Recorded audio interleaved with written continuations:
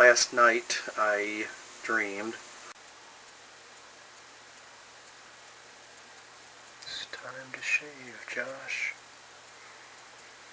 Okay,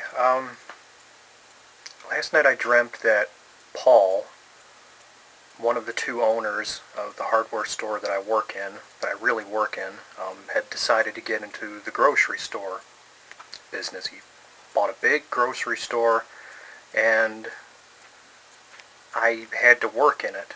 I don't think it was my choice. I was part of the office staff in his hardware store, and he just said, okay, I'm transferring you to the grocery store that I just bought. So I'm there in the grocery store. I'm not doing anything in particular. I'm just standing next to the cash office where people can purchase lottery tickets. And Paul walks up to me and he says, Josh, I need you to come with me to the frozen cadavers section.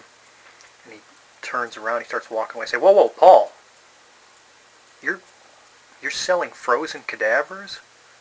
And he seemed like really annoyed by this question. He's just like, look, just come with me, aisle 9, frozen cadavers, come on. And he walks away, and I stand there for just a moment, shake my head, and then follow him, and walked into aisle 9, and there on the bottom shelf, beneath the breakfast cereals, on the bottom shelf where ordinarily you would see the big bags of cereal, there were just frozen dead bodies in transparent glass coffins. You know, the way that like Lenin's body is on display. And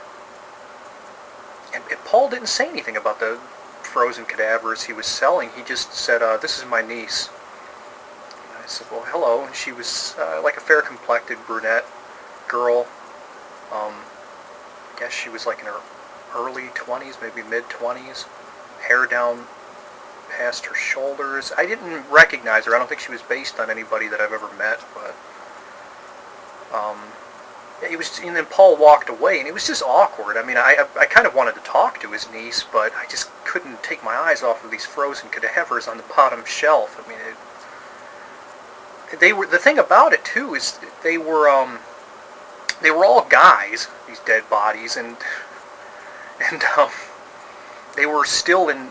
They were dressed in very nice suits. I wondered to myself, like, did Paul just go into a funeral home and just raid it and just? I don't know. I don't know how he got these bodies. I didn't think it would be legal to do this, and I didn't say much to his niece beyond, hi, how are you doing? It's nice to meet you. And at one point, I remember I excused myself. Just a moment. Do you mind? I just want to see what Paul's charging for these dead bodies. And I leaned down, and I just remember there was a red and white sale tag, and they were on sale for $179.99. And even though I've never been in the market to purchase a dead body or produce a dead body, I'm not a maniac, despite the subject matter of this dream. I do remember thinking to myself, well, that's not a bad deal. I mean, it's not a bad deal, right? $179.99 for a cadaver, all of its limbs. Must be worth that to somebody, some medical practitioner, I don't know, or maniac, I don't know.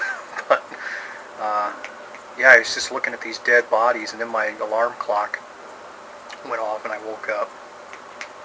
Sorry.